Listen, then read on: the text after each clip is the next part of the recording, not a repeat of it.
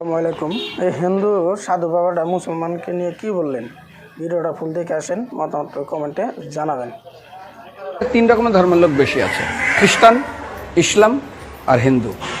100 জন খ্রিস্টানকে যদি একই প্রশ্ন করে তোদের ভগবানকে, একবারই বলবে আমাদের ভগবান ঈসা মসীহ, যিশু খ্রাইস্ট। মুসলমানকে জিজ্ঞাসা করবে 3 থেকে 5 মানে মৃত্যুর আগে পর্যন্ত, যাকে এই তোদের ভগবানকে একই উত্তর দেবে, ভাই আমাদের ভগবান হলো আল্লাহ। হিন্দুদেরকে যদি একই প্রশ্ন করা হয়, ভাই তোদের ভগবানকে, কনফিউজ। 100% হিন্দু 100% কনফিউজ, জানে না ভগবানকে। দ্বিতীয়ত, যদি তুই মুসলমানকে জিজ্ঞাসা হয় তোরা মসজিদে কেন যাচ্ছিস, ওদের শেখানো হয় মসজিদে যেতে হবে নামাজ আদায় করার জন্য। সপ্তাহে ওরা 100% একদিন মসজিদে যাবেই। তুমি যদি খ্রিস্টানদের জিজ্ঞাসা করো তোমরা কেন কোথায় যাবে, কোথায় যাও না, আমাদেরকে একদিন তারা চার্চে যাবেই। কেন? ঈশ্বরে প্রার্থনা করার জন্য। ওদের শেখানো হয় জন্মের থেকে, এটা সংস্কার। আর হিন্দুদের যদি জিজ্ঞাসা করে তোমরা মন্দিরে কেন যাচ্ছ, হ্যাঁ আমার ছেলের বিয়ে হচ্ছে না, আমার মেয়ের বাচ্চা হচ্ছে না, আমার বাবা হসপিটালে আছে, কালকের আমার মামলার ডেট আছে, আমার ব্যবসা খুব খারাপ, আমার শরীর খুব খারাপ।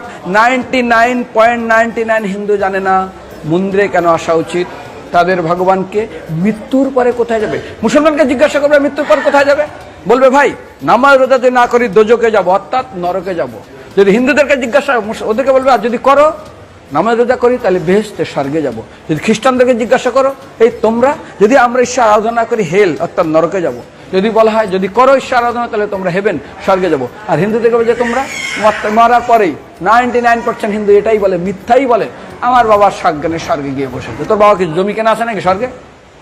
তোর বাবা জমি কেনা আছে যে তোর বাবা মরার পরে স্বর্গে গেছে হোয়াটসঅ্যাপ করে দেখি এই যে অ্যাটাচ বাথরুম টয়লেট আমি একদম ভালোভাবে পৌঁছে গেছে, তোর বাবা স্বর্গে গেছে জানিস তুই? আরে মৃত্যুর আগে এত কষ্ট পায়, এত কিছু করে, মারার পরে আমার বাবা স্বর্গে গেছে। আরে যখন পুলিশে কোনো কয়েদি কোনো অপরাধীকে ধরে 2-4টা ডান্ডা মারে, তারপর থানায় গিয়ে আরো ট্রিটমেন্ট করে, তারপরে কোর্টে বিচারে, তারপর জেল খাটে, মৃত্যুর আগে এত কষ্ট করে আমরা মারা যাই, মারা পরে আমার বাবা স্বর্গে গিয়ে বসে আছে, ওর বাবার জন্য জমি কেনা আছে। না, এরকম বলা যাবে না। এই জন্য আমাদের শাস্ত্র বলে পরলোকগত, স্বর্গীয় বলে না।